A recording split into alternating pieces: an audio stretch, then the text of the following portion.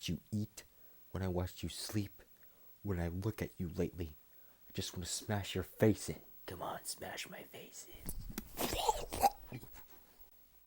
Hey y'all, Riley Owen here. Welcome to the first movie review in this series of movie reviews that I'm doing. But this is the thing, I want to do this movie review series because far too often I find that movie reviewers don't even review the movies themselves. I mean, they do, but they focus mostly on this aspect or like maybe the actors or their performance. I want to focus on the whole thing. I don't just want to talk about the actors or the way this film was directed. I want to talk about everything in the movie, because it's a movie. I'm gonna do that. Promise to you guys. So, for this video, it's The War of the Roses. A great film. I love Danny DeVito's directing. So the film stars Kathleen Turner and Michael Douglas as Barbara and Oliver Rose. We see their life play out for a couple of years, but played fast. We follow their journey from the time they first meet to when things start going downhill. Barbara gets worried because after a freak accident with her husband, she gets really terrified. But she was not terrified that her husband was almost dead, rather that she felt a weight had been lifted. Barbara insists on getting a divorce. Oliver says, "You can't have one. We have this big house. We have a family here. You can't get a divorce," and this and that. The two slowly start to try to kill each other in the house as they can't really get away from each other even though they got a divorce, and shenanigans happen. Michael Douglas does such a great job in this movie at being a complete jerk, and Kathleen Turner does a fantastic job at just being having this monster inside of her that she'd never really released until now. And you really get the feeling that these are people who once loved each other and maybe still do, but are still clashing heads. There was a particular line in the film where Barbara got Oliver a expensive car that he wanted, and she asks him, are you happy? Because he's there stunned, and he says, "I'm more than happy.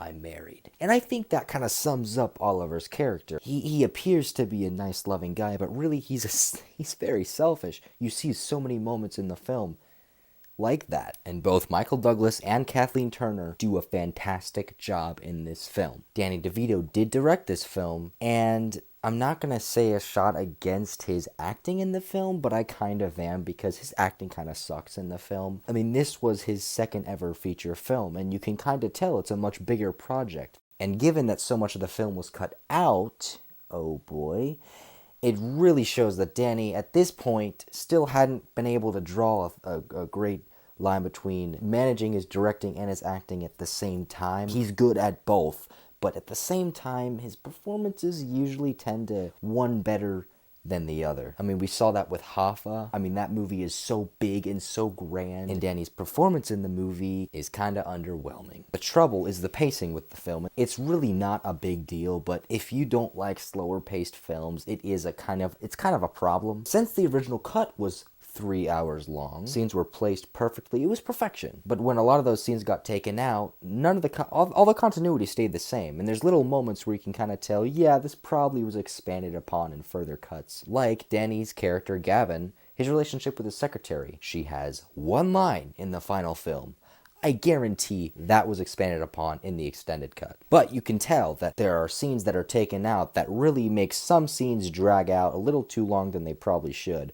Again, not a huge deal. The editing in cinematography is one of my favorite things in Danny DeVito's movies. His cinematographers do such a great job. He doesn't always hire those guys to do his films, but when he does, it's fantastic. I mean, Death to Smoochie is a great example. It's extreme. Now, this being a dark comedy, it is a dark comedy. There are a lot of jokes that will fly over your head, even if you're watching as an adult, just because the comedic tone, there isn't one. It's one of those instances, I'd say, for Some Like It Hot. That movie, when it was first screened, no one told them it was a comedy, and nobody laughed. But the second screening with a bunch of college kids, and they were told it was a comedy, and they laughed out loud, and lo and behold, Some Like It Hot is one of the most popular comedies of all time. The same can be said with The War of the Roses. If you told somebody, this is a drama, and this is a film that's going to change your view on this and that, they're going to view it that way, and they're not going to get the jokes. But if you tell someone, this is a very, very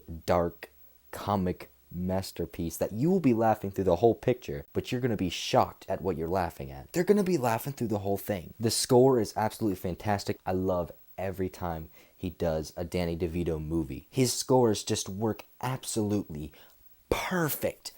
with Danny's dark vision and the cinematography. They just blend perfectly like bread and butter. And the jokes in the movie are just complete, like, I'm shocked you went there. I mean, Danny makes killing dogs funny. I mean, it proudly advertised killing dogs in the commercials. That's freaking funny. What, am I a bad person for that?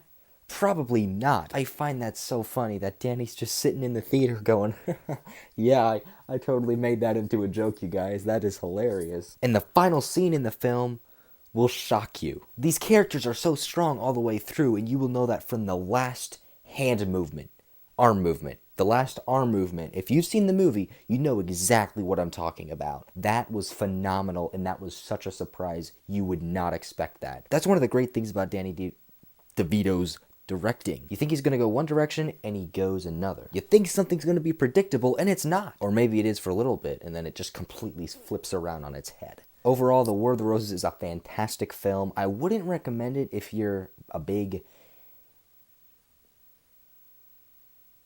I would recommend it to everyone. So, The War of the Roses gets a B+. See you guys later.